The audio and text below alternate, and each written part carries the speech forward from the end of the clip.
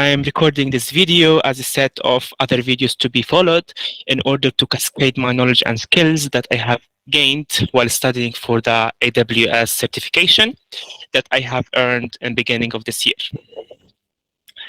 So to start in giving a overview description of the certification as it's advertised by AWS, the certification is intended for individuals who have been working in the field of data science and have more than 1 year of experience developing, architecting, or running machine learning / deep learning workloads in the AWS cloud. Additionally, candidates should have the hands-on experience and knowledge in how these models work, how it can be developed, how it can be run, and they should have the ability to apply model training, fine-tuning, deployment, and to recognize the best practices when it comes to ML ops. So the plan is to have a separate video which explains the content of each of the 4 main blocks or sections of the examination, which are as follows. There are 4 main blocks of the AWS ML certification, which is mainly data engineering, that weighs 20%, EDA or exploratory data analysis, which weighs 24%, modeling, which is the biggest and most important section. It weighs 36%, and the 4th section is the ML implementation and operation, which weighs 20%.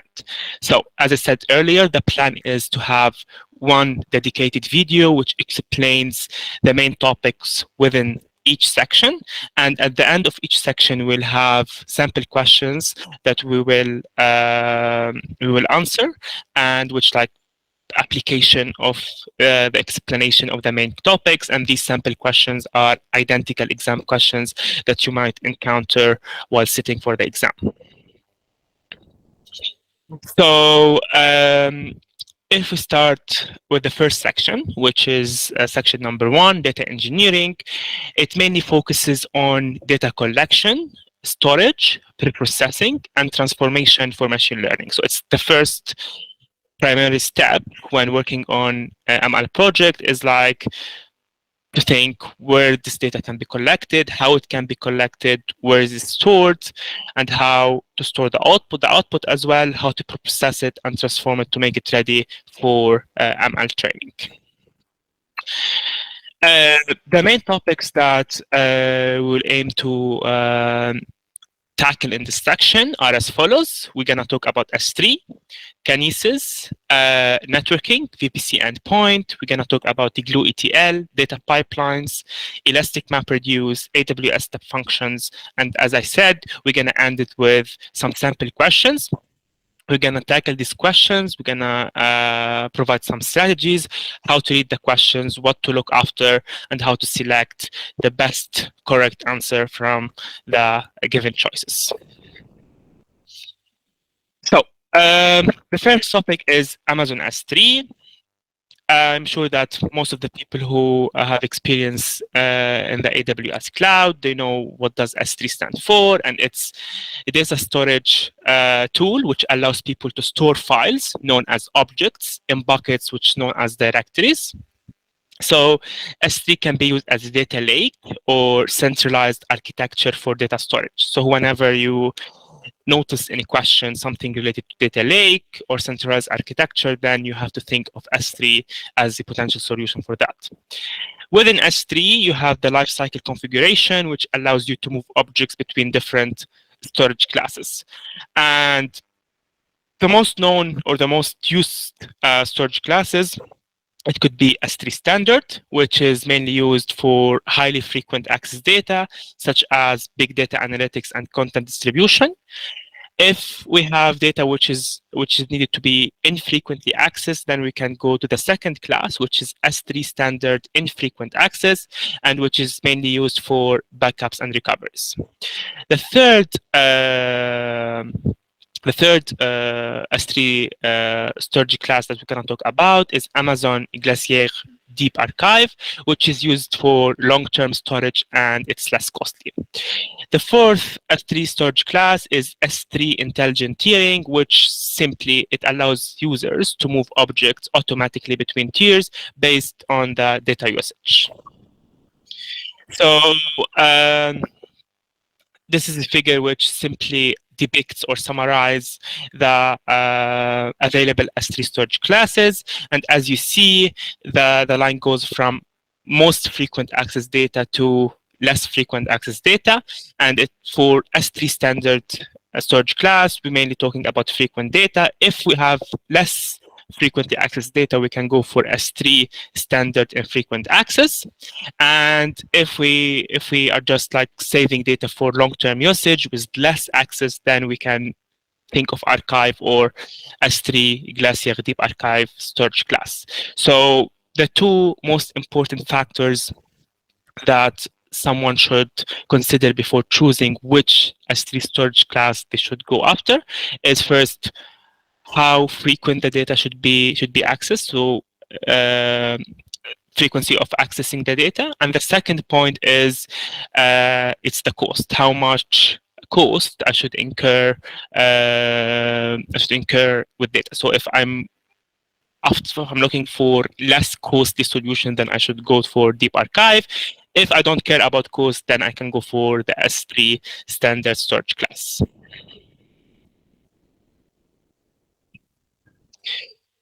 The second topic that we're going to talk about is S3 encryption. So there are two methods of encrypting objects within S3.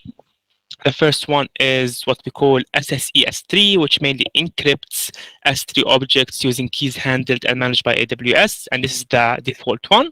And the second encryption method is called SSE-KMS, or what's known as key management service, and it gives customers an ability to generate these KMS and with additional security in order to manage encryption. So if we are after like more secure solution or like more with more security, then we should go for SSE KMS. If we are okay for AWS to handle and manage encryption, then we should go with the default one, which is SSE S3. The next topic that we're going to talk about is Kinesis. So Kinesis is known as AWS streaming service, which is used for application logs, matrix, IoT or Internet of Things, click streams, and real-time big data. So whenever the question is asking you for a solution which entails about big data, application logs, click streams, then we should think of Kinesis. Within Kinesis, we have four main pillars that every candidate should know, is which can be summarized as follows. Kinesis streams, which is mainly used to ingest and process large amounts of streaming data in real time with low latency. We have Kinesis Analytics, which allows users to perform real-time analytics on streams using SQL. We have Kinesis Firehose, which simply loads streams into different destinations, such as S3, Redshift, Splunk, or Elasticsearch. Kinesis Video Streams is meant for streaming video in real time and to create ML applications with other AWS services such as AWS SageMaker or AWS Recognition Video. So the key thing is to know is like Kinesis Streams does the processing of data in real time. Kinesis Firehose, it helps us to load the data into other destinations in near real time, not real time. So if you want to talk more about each of these four pillars, with Kinesis Streams, it's useful to know that we have producers and consumers. Producers, we can think of it as like the data sources or the applications that send data to Kinesis for ingestion. It could be security cameras, smartphone cameras, or audio feeds. Whereas consumers are the applications that retrieve and process the data stored in Kinesis Streams, such as AWS SageMaker, Amazon Recognition Video, etc. It's good to know that streams are divided in ordered charts or partitions. And one important feature of Kinesis Streams, it's the immutability. So whenever data is inserted in Kinesis, it cannot be deleted. Kinesis Firehose, we can think of Kinesis Firehose as a fully managed streaming service which sends data to other destinations. As we said earlier, Kinesis Firehose helps us to send data to other destinations, and these destinations it could be S3, Redshift, Elasticsearch, Splunk, or simply HTTP endpoints. One important capability of Kinesis Firehose, it's serverless data transformation. So whenever a question depicts something about data transformation with Lambda, then we can think of Kinesis Firehose, which entails this capability. As I said earlier, Kinesis Firehose, it helps to stream data near real time, whereas Kinesis Streams, it helps streaming data in real time. Within Kinesis Firehose, we also have the capability to do automatic scaling, depending on the volume of data.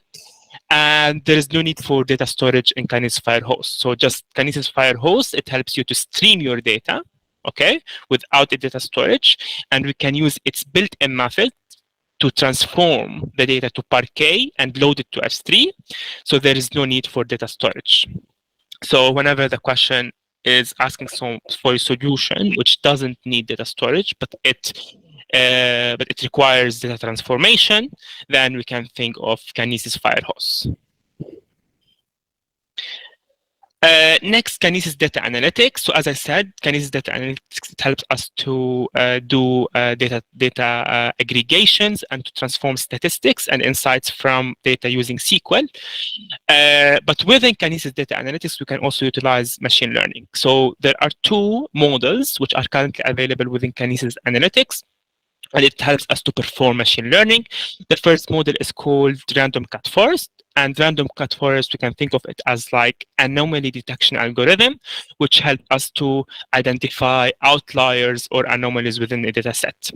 The second algorithm is hotspots. And it's simply clustering algorithm, which helps us to locate and return information about relatively dense regions in our data. So these models, it could be used in different business cases, such as fraud detection, network monitoring, and cybersecurity. The next topic that we're going to tackle is networking, or VPC endpoint gateway. So VPC is what's known as virtual private cloud. And when we combine VPC with endpoint gateway, we can think of it as a networking feature that allows users to privately connect their VPC to AWS services, such as AWS SageMaker, without the need to go through the public internet or internet gateway or VPN or net device. So in a nutshell, we can think of VPC endpoint gateway as like it helps us to establish a private connection between our VPC and the AWS service without needing to send traffic over the public internet. So just like private connection between the VPC and the AWS service.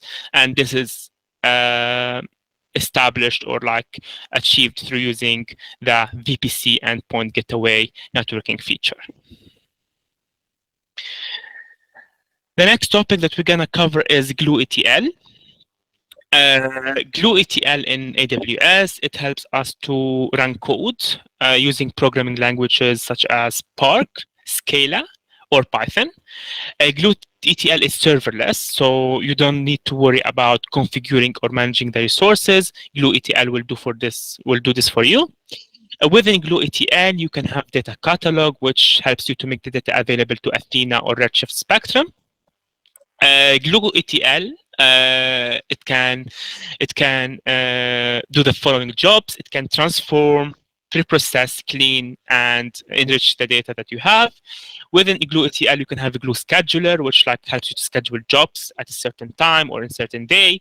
And then within Glue ETL, also you have Glue triggers, which helps you to automate job runs based on events, such as pushing a Parquet file to S3, which will trigger a transformation job on the data and then save the data for a database. So In a nutshell, Glue ETL offers you three tasks. It helps you to build the data catalog. It helps you to do data transformation and processing, and it supports you in scheduling and running jobs based on certain requirements. The next topic is about data pipeline. So data pipeline, we can think of it as orchestration service that runs on EC2 instances. However, it offers more control over the environment and compute resources. So you can manage, or like you can manage the resources that you want within your data pipeline.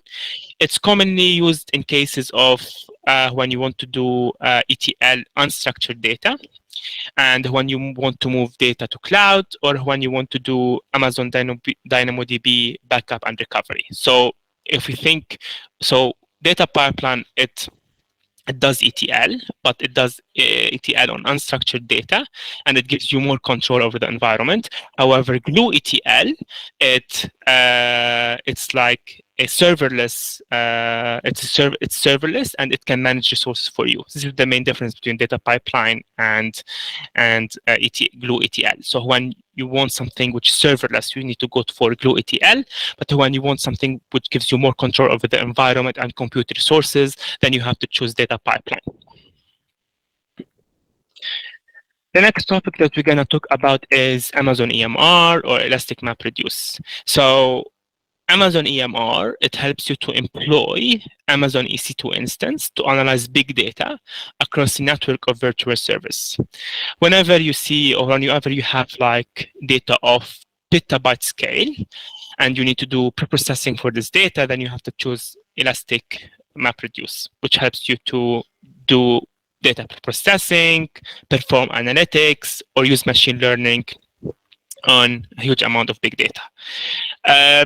It's also good to know that Amazon EMR, it uses Amazon S3 to hold data sets for analysis, like at this data storage, and for processing output.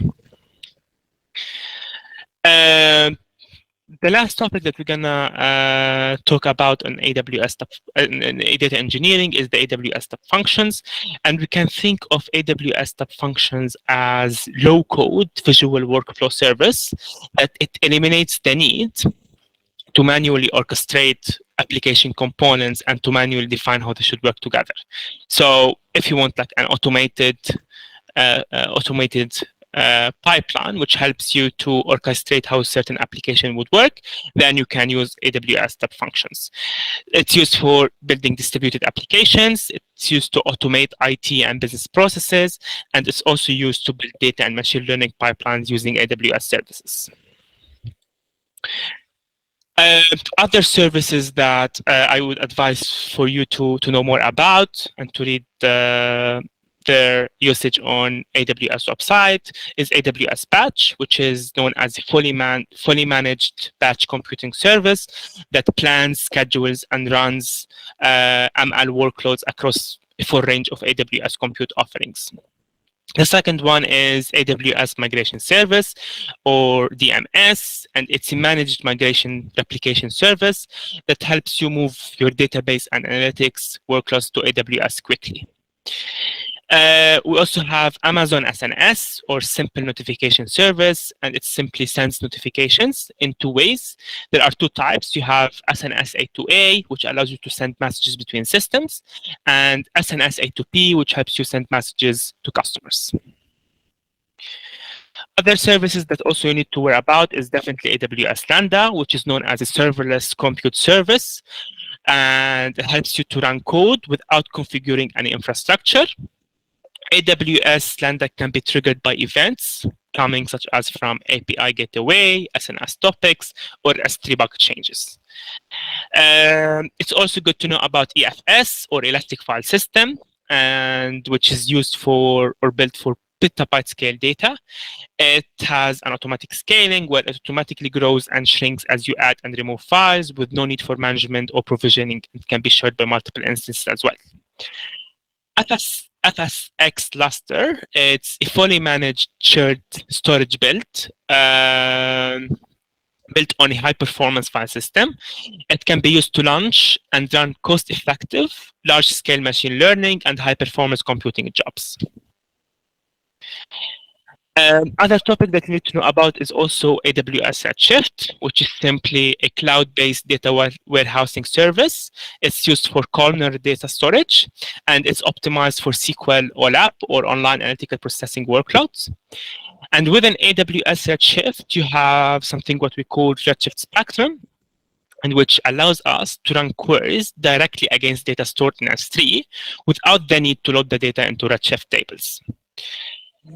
On the other hand, we have AWS RDS, or Relational Database Service, which is a managed database service for row-based storage. So AWS Redshift for columnar data storage, whereas RDS is for row-based storage. And RDS is optimized for what's called OLAP, or online transaction processing workloads. We have different available relational database management services, such as Amazon Aurora, PostgreSQL, or MySQL. Okay, so this covers the explanation of the main topics which you might encounter while studying for the data engineering section for the AWS ML certification. Of course, this gives you like an overview, but definitely you should go and dig deeper on each of the topics that we talked about, and to make sure that you are grasping all their different use cases, their components, when to use it, and why to use it. And now we're gonna tackle some of the sample exam questions, which you might encounter in your upcoming examination.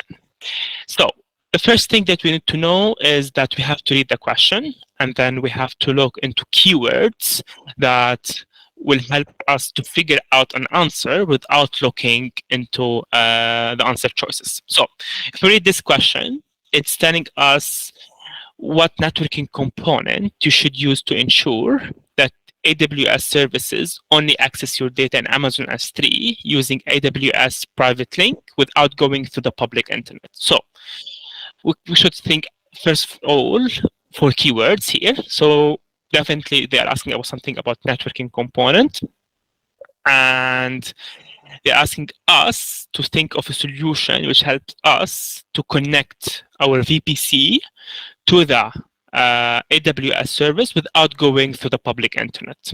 So public internet is like without going as a keyword, public internet is the keyword, and network components another keyword. So of course we did touch base on that in the explanation.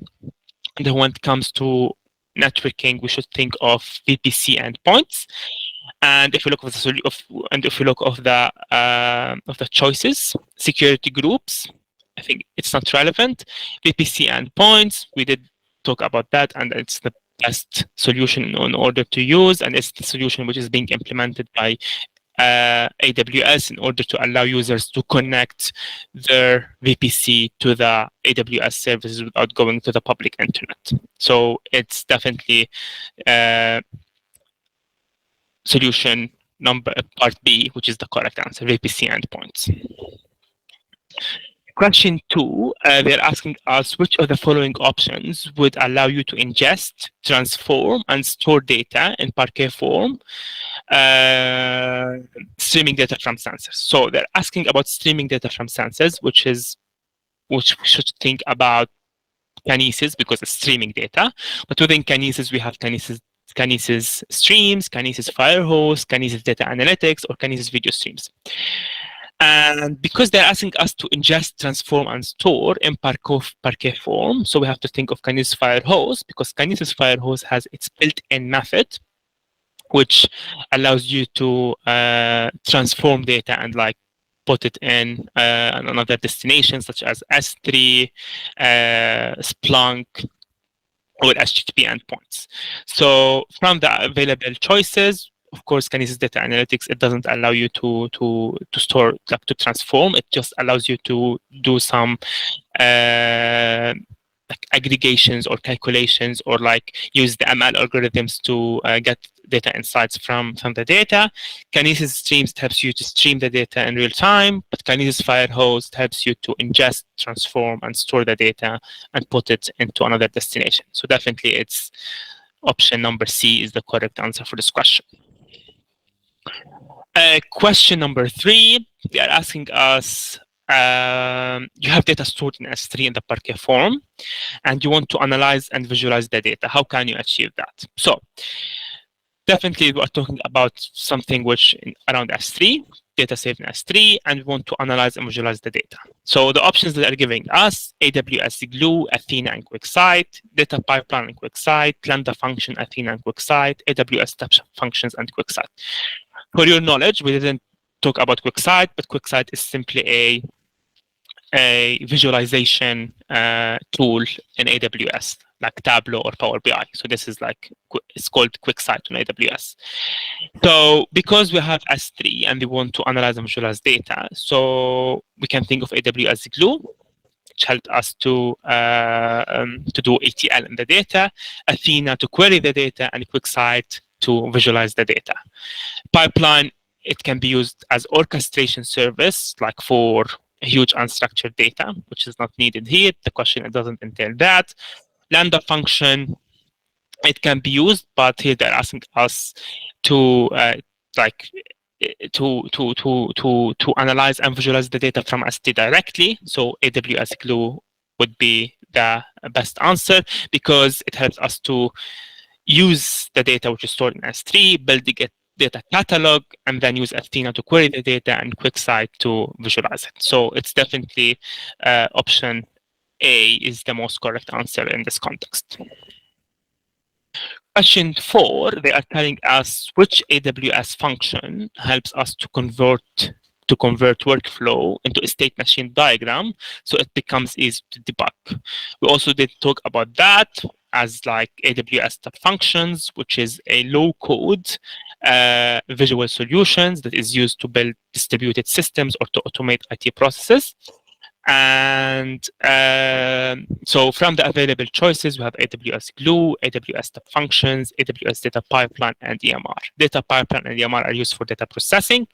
Glue is used to build data catalogs and do ETL, but AWS step functions is the solution which helps us to like convert workflow into state machine diagram or like visual, so it can be easy to debug. Question number 5, they are telling us you have been given access to streaming data from a game application. Streaming data here. What are the required tools to analyze the stream data effectively and detect anomalies? So they're asking us streaming data, and then how can we analyze the stream data effectively to detect anomalies? So for when we're talking about streaming data, of course, we should think of Kinesis. And for Kinesis, if we look on the options, we have Kinesis Firehose and Kinesis Data Analytics, or Kinesis Firehose and QuickSight.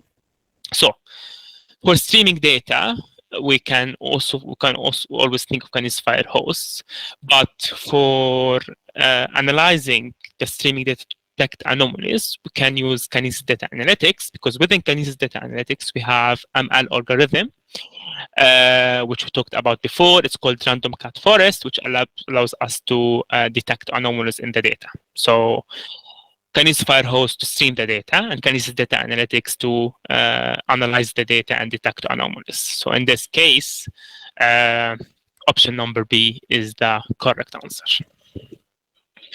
The last question that we're gonna tackle here in this section is as follows. So they are asking us, you are working on a competitor analysis project in a retail company. You are required to stream and ingest the product's data to a data lake. Then you should be able to compare those products to the in-house ones and visualize performance using business intelligence dashboards. Which of the following would be the best and efficient solution? So also, we are required to stream and ingest data. This is the keywords here. Data lake is another keyword, and we should think of visualization this data using BI dashboards. So streaming data, definitely Kinesis. We should think of Kinesis Streams or Kinesis Firehose. Data lake, we definitely should think of S3 in this case. And for doing analysis, we can think of Kinesis Data Analytics. And for visualizing performance, we can think of QuickSight. So this is like without looking into the options, we have like few ideas in mind what could be the right answer. So Kinesis Streams, Kinesis Firehose, Kinesis Data Analytics, S3, and QuickSight. We're looking into options. The first option is Kinesis Firehose, Elasticsearch, Kafka. So Kinesis Data Firehose, it helps us to do data streaming, but neither Elasticsearch or Kafka can help us to do the data lake and to build the BI dashboards. Option number B is telling us Kinesis Data Analytics, S3, and QuickSight, and this can help us to do the analysis. But it doesn't allow us to stream the data. So we are still missing the first part, which are required to stream and ingest the product's data. So option B is wrong. Option number C, Kinesis Data Streams, S3, Lake Formation, and QuickSight. So they're asking us to stream and ingest the product's data to a data lake. Kinesis Data Streams, it helps us to stream the data, but it doesn't help us to send the data to another destination. So we still need like a solution or a tool which helps us to take the data from Kinesis Data Streams to S3. However, if we go for Kinesis Data Firehose, it helps us achieve the purpose of streaming the data, sending the data to another destination, which can be S3. Within S3, we can do the data lake or the lake formation, and we can then push the data to QuickSight and do and develop BI dashboards that help stakeholders to drive insights about the product competitive analysis.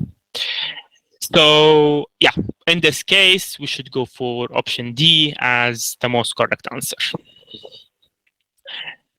This takes us to the end of the data engineering section. I hope that you find it useful. As I said earlier, you should take this video as like explanatory video for you to know what are the main topics that you should focus on while studying for your AWS ML certification, and you should read more about each of the topics we talked about. And I hope that the questions that we tackle, it gave you a glimpse or taste of real exam questions that you will tackle while sitting for the exam. The next video, we will talk about exploratory data analysis. We follow the same strategy. We will cover the topics, and we're going to end up with sample questions that are identical for the certification exam questions. Thank you.